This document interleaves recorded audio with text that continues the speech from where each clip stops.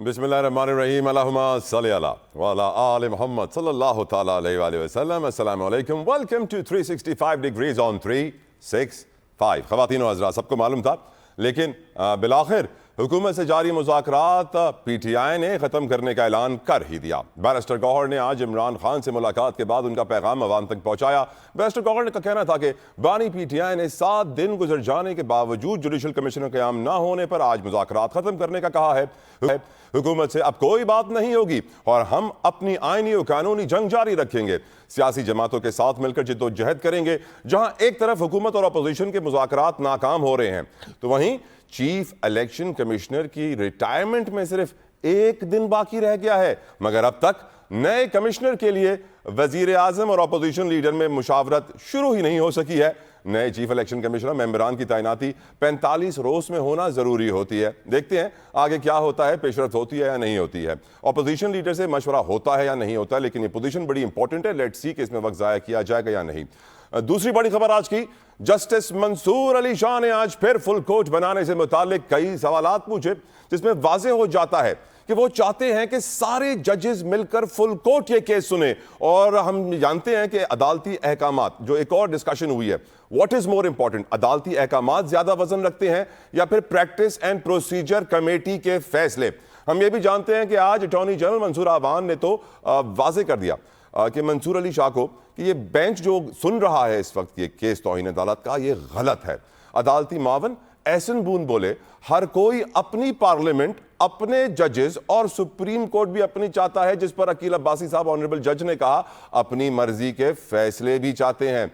और मंसूर अली शाह साहब ने भी जवाब दिया, हम इदारे को बचाने के लिए ही तो लगे हुए हैं। और फिर समाअत के इख्तिताम पर केस का फैसला महफूज हो गया है, बताया नहीं गया है कब सुनाया जाएगा, लेकिन एक बात तो वाज़ेह है कि इस वक्त 6 मगोइयां इसके हवाले से शुरू हो गई हैं। इस पर भी हम तफसीलन आज डिस्कस करेंगे। बात करें अगर पीका एक्ट तरमीमी बिल की, जो आखिर मंजूर हो गया कौमी असम्बली से, अपोजिशन और सहाफती तंजीमों की जानिब से बिल की मंजूरी पर शदीद मजम्मत की गई है, मुखालफत की गई है। PFUJ ने इस एक्ट को धोखादही और आइन की रूह के खिलाफ कहा है। सहाफियों की जॉइंट एक्शन कमेटी ने भी बिल को मुस्तरद करते हुए एहतजाज का ऐलान किया है। प्रेस गैलरी से भी आज हमारे सहाफियों ने वॉकआउट किया है। देखते हैं कि ये पीका एक्ट वापस होता है या नहीं, सहाफियों का एहतजाज ताकत लेकर आता है उनके साथ या नहीं।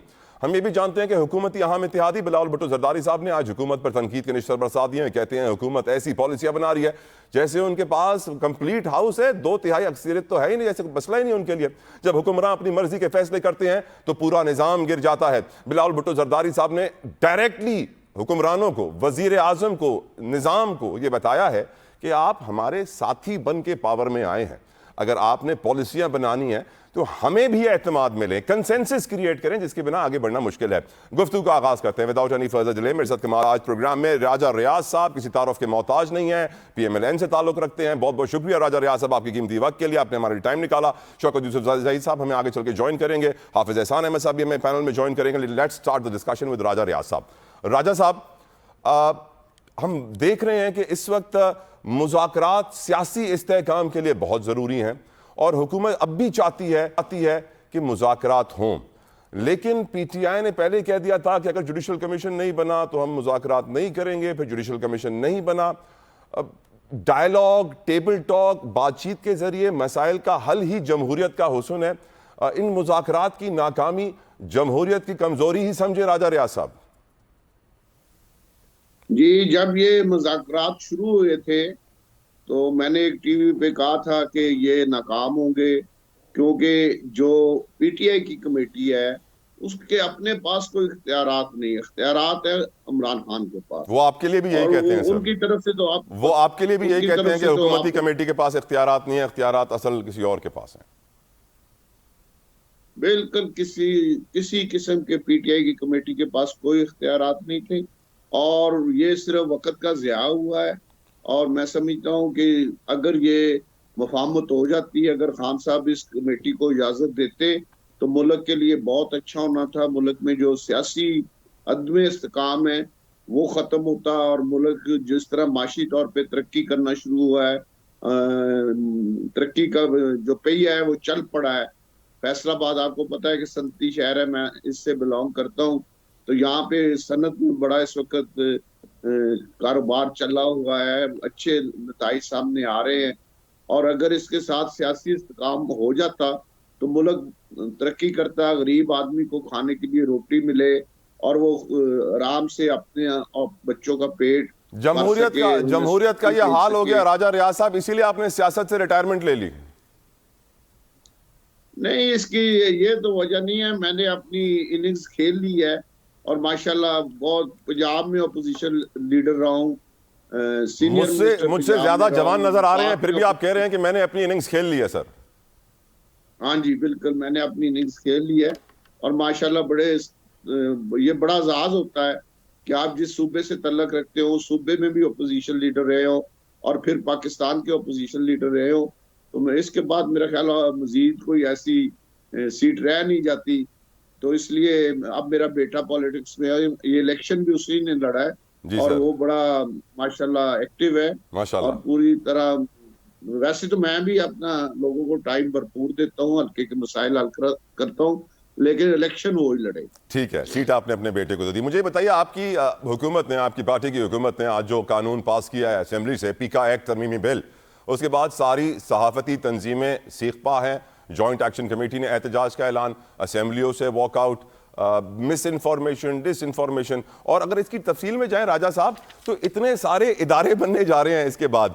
इसके अंदर एक national cyber crime investigation agency, social media regulation authority, इसके अंदर social media complaint council, social media protection tribunal, digital rights protection authority. हुकूमत को तो अपने खर्चे कम करने से लगता है खर्चे बढ़ाने के मूड में आ गए हैं वापस से, तनख्वाहों के साथ साथ खर्चे भी बढ़ेंगे। लेकिन सर, क्या आपकी नजर में आज सोशल मीडिया टेक्नोलॉजी के दौर में ये कानून साजी लाकर क्या कंट्रोल किया जा सकता है इंफॉर्मेशन को? जी, मैं समझता हूं कि इसके लिए सबसे पहले जरूरी बात ये थी, अगर हुकूमत ये कर लेती कि साफियों को इत्मीनान में लेती, हर जगह पे उनको अपने साथ शामिल रखती, उनको इत्मीनान में लेते।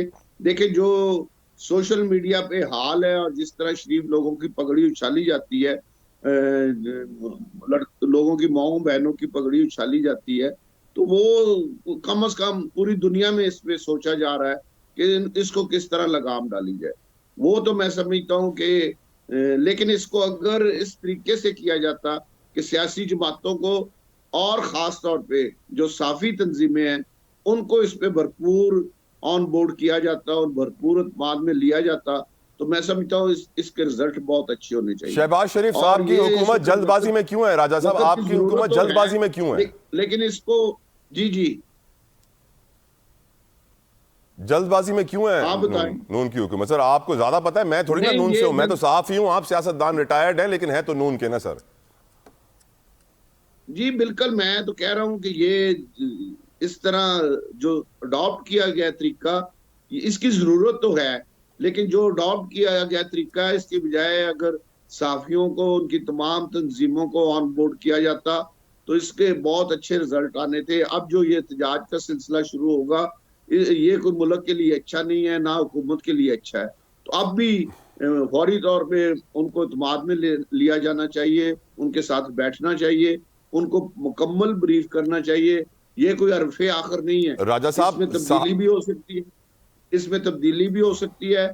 और इस राजा साहब, नून लीग की हुकूमत से अब सहाफी भी नाराज हैं, वो भी एहतजाज पे आ रहे हैं। बिलावल भुट्टो जरदारी साहब, इतने बड़े एलाए कि जिसकी वजह से शहबाज शरीफ साहब वजीर आजम बने हैं, वो भी नाराज हैं नून से। नून की पॉलिसीज 26वीं आईनी तरमीम के बाद अभी तक आईनी बेंच ने उसके खिलाफ दरखास्तें नहीं सुनी है, अदालतों का हाल ऐसा है। नून की ज्यादातर इस वक्त जो पॉलिसीज हैं वो काफी प्रॉब्लम क्रिएट कर रही हैं सोसाइटी में, आपको इस बात का इदराक है सर? जी, नून की हुकूमत में एक तो चीज है ना कि माशी तरक्की तो शुरू हो गई है, बाकी ये जो आप चीजें कह रहे हैं इनमें से कईयों पे गौर करने की जरूरत है और यकीनन शहबाज शरीफ साहब इस पर जरूर गौर भी करेंगे, तो जो भी करेंगे और करनी चाहिए भी। राजा साहब, मुझे ना अदालती मामला डिस्कस करना आज बहुत जरूरी है। आप जानते हैं ना अदालतों में क्या हो रहा है सर, इसीलिए मैं चाहूंगा अपने पैनल में मेरे साथ मौजूद हैं senior court reporter Tayyab Baloch साहब भी हैं और लीगल एक्सपर्ट हाफिज एहसान अहमद साहब भी हैं, जिनसे मैं जानना चाहता हूं कि आज जो फैसला महफूज हुआ है, आज जो कार्रवाई हुई है, उसके बारे में उनका क्या ओपिनियन है। लेट्स स्टार्ट विद हाफिज एहसान अहमद साहब, वकला बरादरी की रिप्रेजेंटेशन पहले है। हाफिज साहब, मंसूर अली शाह साहब और उनके साथ जो बेंच में जजेस बैठे हैं वो चाहते हैं कि फुल कोर्ट ये केस सुने, और हम ये भी जानते हैं कि वो चाहते हैं कि ये भी पता लगाया जाए कि आखिर बेंच ज्यादा ताकतवर है या प्रैक्टिस एंड प्रोसीजर कमेटी ज्यादा ताकतवर है। अटॉर्नी जनरल ने तो आके वाजे कह दिया बेंच को कि आप जो इख्तियार इस्तेमाल करना चाहते हैं वो तो है ही नहीं, तौहीन अदालत का केस आप सुन ही नहीं सकते हैं, आप सुन रहे हैं। फैसला फिर भी बेंच ने महफूज कर लिया। अब कल को फैसला आएगा तो अदालती वकील यही कहेंगे कि इनका तो इख्तियार ही नहीं था, ये तो गैर कानूनी फैसला आया है। हाफिज एहसान अहमद साहब, आप क्या तवक्को कर रहे हैं, कैसा फैसला आएगा?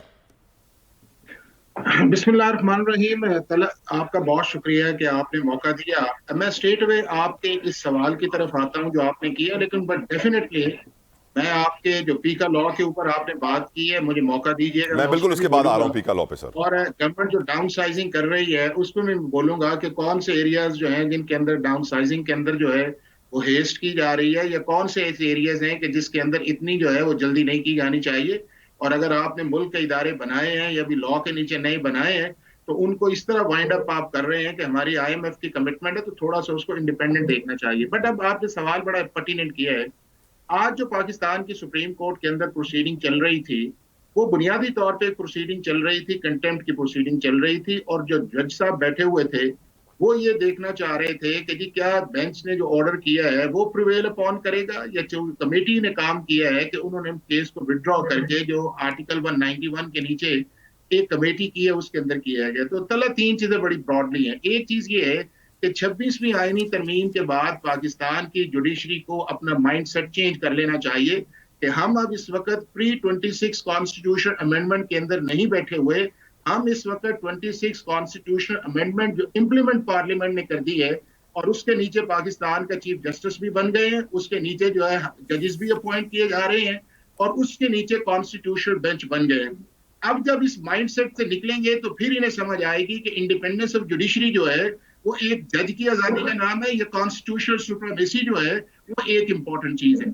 अब नंबर 2 ये है कि अगर पाकिस्तान की सुप्रीम कोर्ट के अंदर एक ऐसा मैटर चल रहा है कि जो पाकिस्तान की सुप्रीम कोर्ट के रेगुलर बेंच को बार करता है आर्टिकल 191A के नीचे, तो उसके अंदर अगर वो प्रोसीडिंग इसको लेके चल रहे हैं तो ये प्रोसीडिंग ही विदाउट जुरिस्डिक्शन है और वॉइड ऑफ एन इशू है कि जिसके अंदर जिस बेंच को इख्तियार ही नहीं है वो अपना इख्तियार सिर्फ इस बुनियाद पर इस्तेमाल कर रहा है कि मैंने उस कमेटी ने मुझे वापस क्यों किया। और अगर उनका पहला ऑर्डर उस चीज के अंदर देखें तो वो कॉन्स्टिट्यूशनल इंटरप्रिटेशन करना चाह रहे थे, आर्टिकल 191A वीजा वर्स कॉन्स्टिट्यूशनल बेंच, वीजा वर्स रेगुलर बेंच करना चाह रहे थे, इंडिपेंडेंस ऑफ जुडिशरी के ऊपर जाना चाह रहे थे, लेकिन कॉन्स्टिट्यूशन इस चीज की उन्हें इजाजत नहीं देता था। अब जब इजाजत नहीं देता था तो बिल्कुल काम ठीक किया जो प्रैक्टिस एंड प्रोसीजर के नीचे कमेटी थी, उन्होंने ये कहा कि पाकिस्तान के आइन के अंदर interpretation of law, constitutional interpretation, उसके बाद पब्लिक इंटरेस्ट के मैटर्स या एडवाइजरी जुरिस्डिक्शन जो है ये आइन के मुताबिक जो है 26वीं तरमीम के मुताबिक ये कॉन्स्टिट्यूशनल बेंच का काम है। और वो कॉन्स्टिट्यूशनल बेंच जो है पाकिस्तान का जो जुडिशियल कमीशन आर्टिकल 175 उसके नीचे बन चुका है। अब ये है कि जजेस ने जो अपना माइंड डिस्क्लोज किया और उसके अंदर जो अपॉइंटमेंट्स माइकस भी किए गए हैं वो भी बड़ा आप उन्हें देखें कि ऐसे लोगों को फर्स्ट फेज में अपॉइंट किया गया कि जो खुद कॉन्स्टिट्यूशनल अमेंडमेंट जिन्होंने चैलेंज की हुई है तो उसके पिटिशनर है या उसके काउंसिल है। ख्वाजा हारिस और एहसन गून को भी तो रख लिया गया ना सर सरकारी वकील के कहने पर। दूसरी साइड आई ना, वो तो दूसरी साइड आई। मैं ये आपसे गुजारिश कर रहा हूँ कि वो माइंडसेट जिसके अंदर वो प्रोसीडिंग चल रही है मैं उसकी तरफ आपको इशारा कर रहा हूँ, और फिर उसके ऊपर कमेंट देने के लिए हम पाकिस्तान के जो प्रैक्टिस एंड प्रोसीजर नीचे कमेटी है उसको भी कंटेम्प्ट कर सकते हैं। उसके अंदर है कौन है? उसके अंदर ये है कि पाकिस्तान का चीफ जस्टिस है और कॉन्स्टिट्यूशनल बेंच का एक हेड बैठा हुआ है, और आप ये कह रहे हैं कि हम उसे करेंगे। अब उन्होंने अपना माइंड डिस्क्लोज किया है। माइंड डिस्क्लोज उन्होंने ये किया है कि हम इसको फुल कोर्ट की तरफ भिजवाएंगे और हम ये कहेंगे कि जुडिशियल ऑर्डर जो है वो एडमिनिस्ट्रेटिव ऑर्डर पे प्रिवेल अपॉन करता है। अब कल 3 चीजें हैं। नंबर 1 ये है पाकिस्तान की प्रैक्टिस एंड प्रोसीजर कमेटी का जो ऑर्डर है वो स्टैट्यूटरी ऑर्डर है और कॉन्स्टिट्यूशनल ऑर्डर है। चूंकि कॉन्स्टिट्यूशन के नीचे 191 जो आर्टिकल है उसके नीचे वो कमेटी बनी, उसने अपना इख्तियार एन आइन के मुताबिक इस्तेमाल किया। नंबर 2 ये है कि जिस तरफ इशारा किया जा रहा है फुल कोर्ट का, अगर 26वीं आईनी तरमीम न भी होती तो पाकिस्तान के दुनिया भर के अंदर जो है कोई ऐसा जुडिशियल ऑर्डर को बेंच नहीं कर सकता कि अपने चीफ जस्टिस को ये कहे कि आप फुल कोर्ट की तरफ जाएं। ठीक सर, पाकिस्तान का जो सुप्रीम कोर्ट का रूल्स है 1980, उसके अंदर हाफिज कोई साहब। कॉम्पोजिशन नहीं है, ना कॉन्स्टिट्यूशन के अंदर है। और अगर इस चीज के अंदर ये जाएंगे, इसकी तरफ उन्होंने आज अंदिया दिया इस चीज का, तो ये एक फिर कॉन्स्टिट्यूशनल डेविएशन या कॉन्स्टिट्यूशनल ओवररीच या आपने एक अपनी ऐसी एक्सरसाइज की है ठीक सर, इसका आपको लेकिन लेकिन लेकिन हाफिज साहब, एक बड़ा नहीं होगा। इंपॉर्टेंट सवाल भी है जो मंसूर अली शाह साहब ने उठाया। वो कहते हैं किस मुल्क में बेंचेस अदलिया के बजाय एग्जीक्यूटिव बनाते हैं? बस एक मुल्क बता दें, और एक भी मुल्क किसी के पास नहीं था उस वक्त अदालत में। I will come back to you, allow me मैं वापस आता हूं, जल्दी से एक जुमले में कह दीजिए। दुनिया भर के अंदर जजेस की चॉइस पे बेंचेस नहीं बनते, आइन या कानून उन्हें इख्तियार देता है और चीफ जस्टिस बनाता है। लेकिन अगर पाकिस्तान का आइन ये इख्तियार जो है, वो जो डिस्क्रिशन दुनिया में कोई आइन ये इख्तियार, ठीक सर, पर सवाल बड़ा पर्टिनेंट है ना सर, दुनिया में ये इख्तियार आइन और कानून किसी एग्जीक्यूटिव को नहीं दे रहा ना सर, ये तो वाजे कर दिया ना उन्होंने इस सवाल को उठा के। मुझे अलाउ करें, I will come back to you Hafiz साहब। तैयब बलोच साहब भी मेरे साथ मौजूद हैं, उनको मैं टाइम देना चाहता हूं, ना नाराज हो जाएंगे, बड़े सीनियर रिपोर्टर हैं सर, मेरे बड़े अच्छे दोस्त भी हैं। तैयब साहब, आपकी नज़र में आज जो बातें हुई अदालत के अंदर, अब बहुत सारे सोशल मीडिया पे सहाफ़ी जो हमारे सीनियर रिपोर्टर्स हैं कोर्ट के, वो बातें कर रहे हैं कि मुख्तलिफ जजेस के जहनों में चीफ जस्टिस के हवाले से जो गलत फहमियाँ थीं वो आज दूर हो गई हैं। वाज़े हो गया है कि चीफ जस्टिस क्या चाहते हैं और जो अबहाम थे वो ख़त्म हो गए हैं। आपकी नज़र में जो हुआ आज अदालत में, क्या कुछ बड़ा होने वाला है? तैयब बलोच साहब। देखिए, जो आज समाअत रही है, वो समाअत जो है वो खुद जस्टिस मंसूर अली शाह साहब ने कह दिया कि ये कौन सा हम कॉन्स्टिट्यूशनल बेंच है, हम तो गपशप लगा रहे हैं। तो आज की समाअत बड़ी लाइटर मोड में रही और गपशप ही रही, क्योंकि जो अदालती मुआविन मुकर्रर किए गए थे, तो उसमें से 3 अदालती मुआविन जो है वो पेश हुए। हामिद खान साहब पेश हुए, उसके साथ साथ एहसन बून और ख्वाजा हारिस पेश हुए। तो उनमें से 2 अदालती मुआविनीन ने जो है वो जस्टिस मंसूर अली शाह को जो है वाज़े तौर के ऊपर कहा कि आप जो तरीक़ेकार इख्तियार आप कर रहे हैं, जिस तरीके से आपने ये मामला टेकअप किया हुआ है, ये आप एक अलग सिमत में चले गए हैं।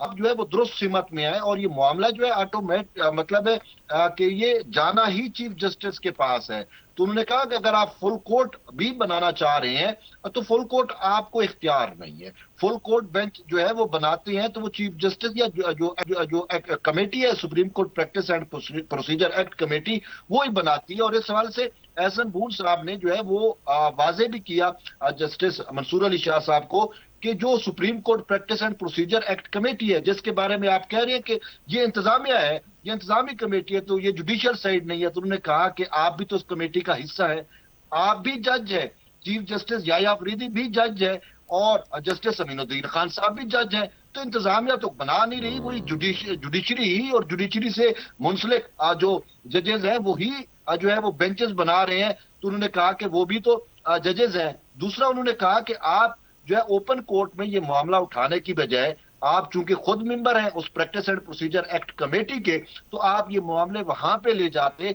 तो वो जो है वो आप उनको या कैल कर लेते या वो आपको कैल कर लेते। ओपन कोर्ट में जिस तरीके से आप लेकिन तो आज के केस की उन्होंने कहा कि ये गैर कानूनी समाअत है, क्योंकि आपको जो इख्तियार नहीं था आपने वो अपना इख्तियार इस्तेमाल। लेकिन तैयब आज के केस के जो सबसे गोल्डन वर्ड्स थे, तैयब आज के केस के सबसे गोल्डन वर्ड्स एहसन बून साहब की तरफ से आए।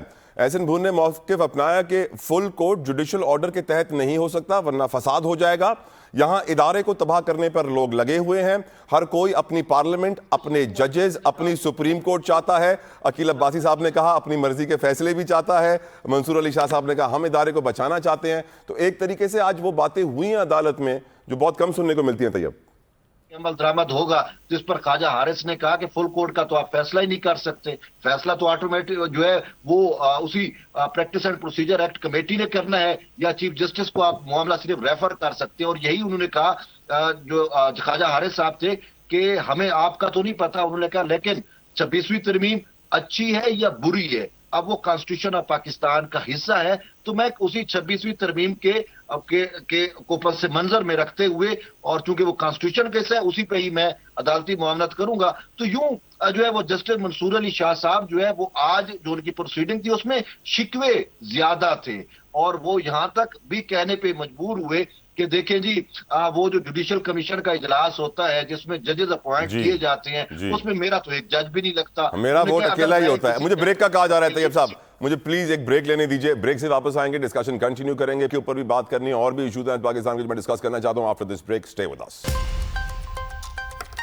वेलकम बैक, डिस्कशन में कंटिन्यू करेंगे। मुझे पैनल में ज्वाइन कर चुके हैं शौकत यूसुफजई साहब, किसी तारुफ के मोहताज नहीं है, पीटीआई के सीनियर रहनुमा है। शौकत साहब, थैंक यू आपके वक्त के लिए। यकीनन आज पूरी कौम सोच रही है ये मुज़ाकरात में वक्त क्यों ज़ाया किया गया। जब भी मुज़ाकरात शुरू हुए थे शौकत साहब, तो मेरे शो के अंदर जितने भी लीडर्स आते थे और उनसे पूछता था कि ये मुज़ाकरात के बारे में उनकी क्या राय है, तो वो कहते थे मुज़ाकरात नहीं है, ये एक मजाक है। और वाकई मजाक साबित हुआ। आखिर आपको नहीं लगता कि सर ये मुज़ाकरात होने चाहिए थे? बहुत जल्दी खान साहब ने कॉल ऑफ कर दिए मुज़ाकरात। अगर ये मुज़ाकरात आगे बढ़ते तो पीटीआई को थोड़ा सा स्पेस मिलता, फायदा होता। जल्दबाजी में नजर आए खान साहब। शौकत यूसुफजई साहब। बिस्मिल्लाहिर्रहमानिर्रहीम, बहुत शुक्रिया। देखिए, हमारी तो ख्वाहिश थी और ज़ाहिर है मुल्क जिस हालात से गुजर रहा है उसमें तो मुज़ाकरात का ही वाहिद रास्ता था करेक्ट। जिससे हम कोई ना रास्ता निकल सकता था। लेकिन बदकिस्मती है कि आप डे वन से आप देखें ना, कुछ वज़रा को छोड़ा गया था कि जी आप बेदर पे हमले करें पीटीआई के ऊपर और बस ये कहें कि जी ये मुज़ाकरात कैसे कर रहे हैं, पीटीआई क्यों कर रही है, आखिर क्या क्या वजह हो गई है कि 10 दिन में ये यू टर्न ले लिया है, कभी क्या। वो बातें हम इग्नोर करते रहे इसलिए कि वो उनसे कोई फर्क नहीं पड़ता था। लेकिन उसके बाद फिर आप देखें कि जो 190 मिलियन पाउंड्स का फैसला है, इमरान खान ने कहा नहीं मुज़ाकरात जारी रखें, तो इससे कोई ताल्लुक नहीं है। मैं वैसे भी अदालती मामलात से अपने आप को वो करूंगा, अगर बरी भी तो अदालती जंग लड़कर। लेकिन जो बात वहां पे हुई कि जब हमारी तीसरी मीटिंग हुई और मीटिंग के बाद 7 घंटे भी नहीं हुए थे कि हमने उनको रिटर्न अपने 2 मुतालबात, और ये 2 मुतालबा शुरू दिन से है, ये नहीं कि कोई रिटर्न में हम कोई दे दिए, तो शुरू दिन से 2 मुतालबात हमने पकड़े थे कि जी कमीशन बनाए और रिहाई। तो आपने देखा कि ये कहते रहे कि जी 7 दिन कम है, कुछ ज्यादा दिन होने चाहिए, ये वो सारे करते।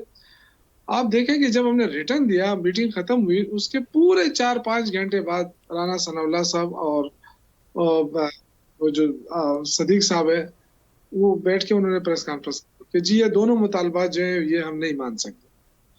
तो हमारे तो और मुतालबात थे ही नहीं, तो अब वैसे हम उसको लटकाते रहे कि नहीं जी खैर है, उन्होंने कह दिया कि नहीं मानते तो फिर भी हम जाके उनके साथ बैठ जाए। पीटीआई के पास अब क्या ऑप्शन बचा शौकत साहब? अब क्या करेगी पीटीआई? किस रास्ते पर गामजन है पीटीआई? देखिए, पीटीआई के पास बड़े ऑप्शंस हैं। पीटीआई जो भी आइन कानून के दायरे में रहकर जो अपोजिशन को इख्तियार मिला है वो करेगी। स्ट्रीट पावर है और जाहिर है यही ऑप्शन रहता है, एहतजाज का ऑप्शन खुला है, वो करेंगे हम। और देखिए हुकूमत उसके बाद कितने और मुकदमे दर्ज करती है, कितने लोगों को पकड़ती है, क्या इससे मुल्क की मईशत बेहतर हो जाएगी? आखिर हुकूमत खुद भी अपने रवैये पे सोचे कि उन्होंने इतना बड़ा मौका क्यों जाया किया। जब आप झूठ बोलते हैं, कौम के सामने आके कहते हैं कि जी हमारा तो मईशत हमारी ठीक हो गई है, हमने ट्रैक पर डाल दिया है, फिर उसके एक हफ्ते बाद जो है ना आपका वजीर खजाना बयान देता है कि मशरिक वस्ता के 2 बैंकों से $1 अरब कर्जा हम ले रहे हैं। जब मईशत ठीक हो गई तो फिर कर्जा क्यों ले रहे हैं आप? बिल्कुल तो ठीक आप है। अवाम को तो आपने कोई तकलीफ नहीं दिया। 2 सालों में 27,000 अरब का कर्जा लिया, अब $1 अरब का और कर्जा अभी ले रहे हैं। बिल्कुल तो ठीक ये है। पैसा कहाँ जा रहा है, ये भी तो कौम को पता है ना। 1 रुपए ये के मैं आपको भी थोड़ी देर में बताता हूँ। हूं कि सर ये पीका एक्ट के बाद कितने सारे इदारे बन रहे हैं, कितनी भर्तियां होंगी, कितना पैसा लगेगा। बहुत पैसा लगेगा, इसको हम डिस्कस करेंगे। लेकिन राजा रियाज साहब मेरे साथ मौजूद हैं। अलाउ मी यूसुफजई साहब। राजा रियाज साहब, अगर पीटीआई दोबारा अपनी स्ट्रीट पावर दिखाने पर आ गई, एहतजाज की कॉल दे दी, बिलावल साहब अलग नून लीग से नाराज हैं, साफी अलग नून लीग की हुकूमत से नाराज हैं, डोंट यू थिंक कि हुकूमत के लिए प्रॉब्लम्स बहुत बढ़ जाएंगे फिर?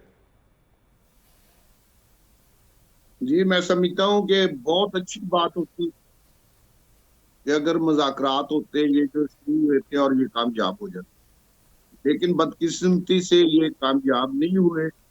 अब एक चीज पता नहीं ये तरीके इंसाफ वाले माने या ना माने, लेकिन एक चीज हकीकत है कि अब पीटीआई का वर्कर डिसार्ट है और वो जिस तरीके से पहले निकलता था, अब वो इस पोजीशन में जो 26 नवंबर को इनका शो फ्लॉप हुआ है, उसके बाद वो पोजीशन नहीं है कि मोटिवेशन नहीं है, मोरल नहीं है उनके अंदर, नहीं निकलेगा। तो इनके पास स्ट्रीट पावर जो पंजाब में थी वो तो तकरीबन डिसार्ट हो चुकी है, वो उस तरह नहीं निकलेगी।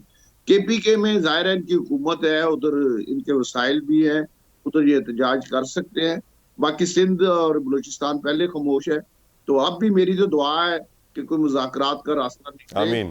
तहरीक इंसाफ को भी रास्ता मिले और हुकूमत को भी रास्ता मिले और मुल्क तरक्की की तरफ चले। आमीन। लेकिन अगर आमीन। इन्होंने ये तरीका इख्तियार किया तो ठीक। यकीनन इसका नुकसान है, इसमें कोई शक ठीक नहीं। ठीक। हाफिज एहसान अहमद साहब, लेट्स कम टू पीका एक्ट। हमें एक बताया गया था कि IMF ने कहा है कि हुकूमत अपने अखराजात कम करे, हुकूमत कॉस्ट कटिंग कर रही है, इदारे बंद कर रही है, मिनिस्ट्रियाँ ख़त्म कर रही है, 18वीं तरमीम के बाद जो ख़त्म हो जानी चाहिए थी उनको भी किया जा रहा है। लेकिन मैंने जब पीका एक्ट की डिटेल्स पढ़ी sir, digital rights protection authority, national cyber crime investigation agency, social media regulatory authority, social media complain council, social media protection tribunals, sir लग तो ये रहा है कि कम से कम 2-4 हज़ार लोगों की भर्तियां हो जाएंगी इसके बाद। हाफिज एहसान अहमद साहब, और जो एहतजाज इसके खिलाफ हो रहा है, आप उसके हक में हैं या नहीं? तला, एक तो बात यह है कि दुनिया भर के अंदर जो सोशल मीडिया है उसके अंदर उन्होंने अपने लॉज को इम्प्रूव किया है। ठीक। और बदकिस्मती की बात है कि पाकिस्तान ने अपने सोशल मीडिया लॉज को अप्रूव नहीं किया। 2016 के अंदर आपने मीडिया लॉ बनाया, लेकिन उसके अंदर ना आपने अथॉरिटी बनाई, ना मैकेनिज्म बनाया, FIA को आपने डाला, ना कैपेसिटी आई, ना मिस इन्फॉर्मेशन आई, ना डिसइन्फॉर्मेशन आई, ना फेक न्यूज आई। सर हमारे यहाँ तो 18वीं सदी का कानून, हाफिज साहब कितने सारे लॉज 1800 सदी के हैं। इस चीज के अंदर है कि दुनिया भर के अंदर जो है जो डेफामेशन सिविल ऑफेंस है, लेकिन अमेरिका, बरतानिया, यूरोपीय यूनियन के ममालिक और आपके दूसरे ममालिक जो है उन्होंने सोशल मीडिया लॉज की वायलेशन के ऊपर क्रिमिनल ऑफेंस किया है। और अमेरिका के अंदर भी 10 साल तक जो है वो सजा दी जा सकती है। हमारे मुल्क के अंदर अगर 3 साल की सजा उन्होंने तजवीज़ की है, फेक न्यूज़ को पहली दफ़ा डिफाइन किया है, मिस इन्फॉर्मेशन को पहली दफ़ा डिफाइन किया है, तो ये कोई ऐसी चीज़ नहीं है कि दुनिया से हम हटके हैं। अब सिर्फ सेंट्रिक ये कहना इस चीज़ के अंदर कि लॉ को बेहतर नहीं करना चाहिए, मेरा ख्याल है ये मुनासिब नहीं है। और उसके अंदर कोई ऐसी प्रोविजन नहीं है जो आपके कॉन्स्टिट्यूशन का खिलाफ हो, जो आपकी इंटरनेशनल कमिटमेंट्स के खिलाफ हो, या दुनिया भर के जितने ममालिक हैं उन्होंने जो लॉज बनाए उससे डेविएट किया हो। तो ये एक जो चीज़ की जा रही है इसकी बहुत पहले गुंजाइश थी, लेकिन इसको फ्रीडम ऑफ एक्सप्रेशन या फ्रीडम इंफॉर्मेशन के नाम पे एक्सप्लॉइट किया गया है। और अगर गवर्नमेंट ने ये एफर्ट की है तो ये बिल्कुल वक्त का तकाजा भी है। और PTI ने भी अपने दौर के अंदर ऑर्डिनेंस लेके आए थे, लेकिन उसको इस्लामाबाद हाई कोर्ट के चीफ जस्टिस ने जो है वो सेट असाइड कर दिया था। तो एक कंप्लीट मैकेनिज्म है कि जिसके अंदर आपकी जो रेगुलर क्रिमिनल कोर्ट से निकाल के अथॉरिटी भी है, उस इन्वेस्टिगेशन एजेंसी भी है जो ऑलरेडी मौजूद थी, ट्रिब्यूनल्स भी बने, और ट्रिब्यूनल की अपील डायरेक्ट जो है वो आपकी सुप्रीम कोर्ट ऑफ पाकिस्तान के अंदर चली जाएगी। तो एक कंप्लीट मैकेनिज्म। हाँ, दूसरी तरफ जो है कि जो इदारे बनाना जो है जहां जरूरी है बनाने चाहिए, और जहां इदारे बने हुए हैं उन्हें किसी और बुनियाद के ऊपर फारिग करना। अभी मैं आपको एग्जांपल देता हूं कि अभी हमने एक पाकिस्तान जनरल कॉस्मेटिक अथॉरिटी बनाई, अभी उसको इन्वोक ही नहीं किया और हम उसके वाइंड अप की तरफ चले गए। इस तरह जो है कि 65 मिनिस्ट्रीज को हमने टेक ऑन किया हुआ है। तो मेरा यह ख्याल यह है कि गवर्नमेंट को साइमल्टेनियसली जो है एक अच्छी स्ट्रेटेजी के साथ आना चाहिए, सिर्फ अपनी चीजों को मुकम्मल नहीं करना चाहिए कि जी हमने IMF का टारगेट पूरा करना है। पॉइंट टेकन हाफिज साहब। Tayyab, your views on this PECA act? जी, पीका एक्ट जो है वो वक्त की जरूरत है, मैं ये समझ रहा हूँ, क्योंकि इस हवाले से इस्लामाबाद हाई कोर्ट का एक फैसला मौजूद है जिसमें उन्होंने कहा था कि इसमें मजीद जो है वो अच्छा तरीके के साथ जो है वो तरमीम लाई जाए और जदीद वक्त के तकाजों के तहत जो है वो तरमीम होनी चाहिए। ये तो खुद इस्लामाबाद हाई कोर्ट का ही फैसला है। और दूसरा, हम अगर देखते हैं कि पूरी वर्ल्ड के अंदर, आप बरतानिया में देख लें कि सोशल मीडिया के ऊपर बरतानिया में क्या क्या सजाएं हुई जो गलत इस्तेमाल हुआ था। तो पाकिस्तान में देखें चीजें तो बन तो जाती हैं, कवानीन भी बन जाते हैं, उनका इतलाक किस तरीके से क्या सही होता है नहीं होता वो एक अलग बहस है। लेकिन अगर हम जदीद उसमें देखें डाटा मैनिपुलेशन हो रही है, पर कंसेंसस स्टेक होल्डर्स को ऑन बोर्ड लेना। तैयब, सारी सहाफती तंजीमें एहतजाज पे उतर आई हैं, उनको ऑन बोर्ड लेना चाहिए था। ये जरूरी था कि ऑन बोर्ड लिया जाता। देखें उसमें एक चीज है कि जिस तरीके से हमने देखा कि 18वीं तरमीम हुई थी तो वो तमाम जो स्टेक होल्डर थे पार्लियामेंट से हटके उन सबको ऑन बोर्ड लिया था, उनसे तजावीज ली गई थी। और यहाँ पे अगर सहाफती तंजीमों के साथ जो है वो मिल बैठते और उनको बताते कि देखें ये एक इशू है और ये दूसरा जो है आपका एक मेन स्ट्रीम मीडिया है, दूसरा सोशल मीडिया है। अच्छा, सहाफती भी तंजीमों को अगर हम देखते हैं तो सहाफती तंजीमें जो है वो तो सोशल मीडिया को अलग, वो सहाफत में गर्दान ही नहीं रही कि ये सोशल मीडिया या जो यूट्यूब चला रहे हैं या जो पॉलिटिकल कंटेंट व्लॉग कर रहे हैं, उनको सहाफती तंजीमें उनसे अपने आप को अलग कर रही हैं। तो वो चीजें अगर उनके से राय ली जाती, उनसे इनपुट ली जाती, तो ये चीज बेहतर हो जाता, अच्छी बनाई जा बेहतर हो जाता। बहुत शुक्रिया तैयब बलोच साहब, आपका भी शुक्रिया अदा करूंगा। हाफिज एहसान से मैं आपका भी शुक्रिया अदा करूंगा और राजा रियाज साहब आपका भी शुक्रिया अदा करूंगा। यूसुफ जई साहब, आप मेरे साथ प्रोग्राम के अगले हिस्से के लिए, क्योंकि आपसे भी पीका एक्ट पर मैंने डिस्कशन करनी है, एक ब्रेक का मुझे कहा जा रहा है, जल्दी से वापस आते हैं। Stay with us viewers. Shaukat Yusuf Sahab, prevention of electronic crimes act तरमीमी बिल आज मंजूर हो गया है। सहाफियों की जॉइंट एक्शन कमेटी हो, PFUJ, CPNE, APNS, सब एहतजाज पे उतर आए हैं, वॉकआउट भी हुआ असेंबली से। इसके अंदर कहा जा रहा है कि सर बहुत सारे इदारे बनाए जाएंगे इन्वेस्टिगेशन के लिए और रेगुलेटरी फ्रेमवर्क के लिए। जो इदारों की लिस्ट आई है, 5-6 इदारे तो अभी से आ गए हैं और ऑफ कोर्स 3 साल की कैद की सज़ा कम कर दी है, जुर्माना 10 लाख से बढ़ा के 20 लाख कर दिया है। और आप जानते हैं कि आज जब सहाफ़ियों ने अता ताड़ साहब से पूछा कि ये क्या किया जा रहा है, तो उन्होंने कहा कि वर्किंग जर्नलिस्ट के लिए नहीं है, ये सिर्फ उन यूट्यूबर्स और फ्री लांसर्स के लिए है, जो हम जानते हैं, आप भी जानते हैं, जब सभी लोग जानते हैं कि इसके लिए आवाज़ उठाते हैं और उनको मुल्क छोड़ना पड़ जाता है। और अब उनके गिर्द घेरा तंग होगा, किसी इदारे की बुराई की तो उठा लिया जाएगा, सियासतदान, सियासी शख्सियत, सियासी जमात की बुराई की तो भी उठा लिया जाएगा। बचेगा कौन सर? देखिए, ये बड़ी बदकिस्मती है। ये तो देखिए ना, इजहार राय पे जो पाबंदी की बातें हम सुनते रहे हैं, ये तो सामने नजर आ रहा है इस वक्त। देखिए, इसमें कौन वो करेगा कि ये साफी है, ये साफी नहीं है? ये क्या बात हुई? कानून तो सबके लिए होता है। आप फिर उसमें वो नहीं कर सकते कि साफी है तो इसको नहीं होगा और वो साफी नहीं है तो उसको हो जाएगा।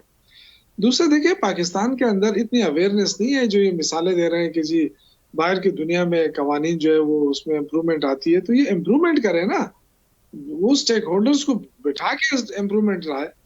वो हो सकता है और भी अच्छा मशवरा दे दे।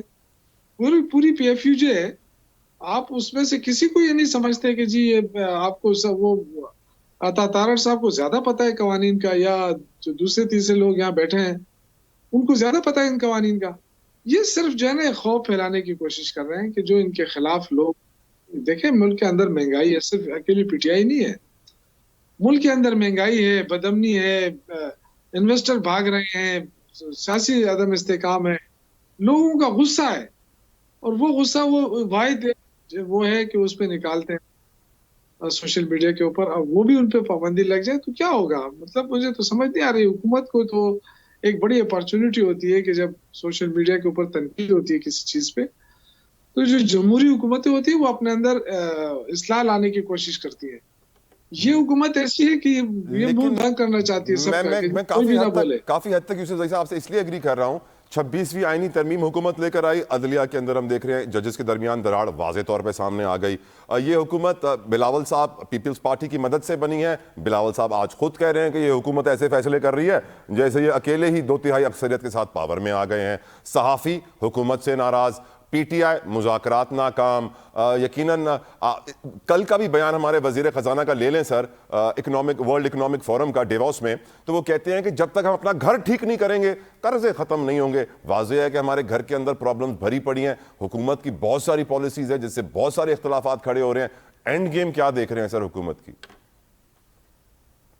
देखिए, घर का अगर आपने घर को दुरुस्त करना होता तो आप मुज़ाकरात की तरफ आते हैं, मुज़ाकरात को कामयाब बनाते हैं। लेकिन आपके हर मिनिस्टर इंपॉर्टेंट मिनिस्ट्री पे बैठे ख्वाजा आसिफ, वो क्या कहता रहा है?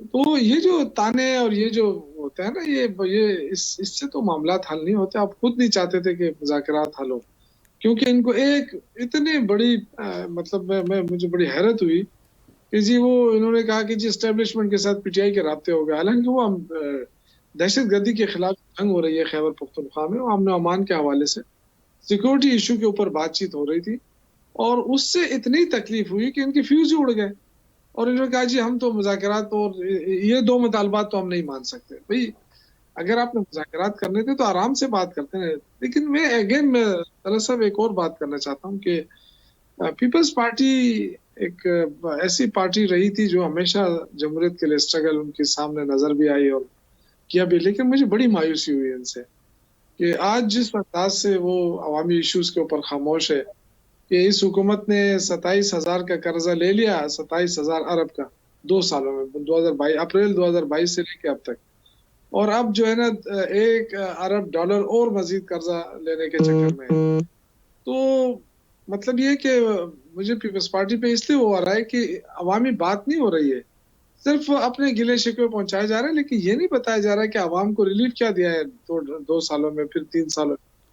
तो ये जो खामोशी है पीपल्स पार्टी की, मेरे ख्याल से इससे उनको बड़ा नुकसान होगा।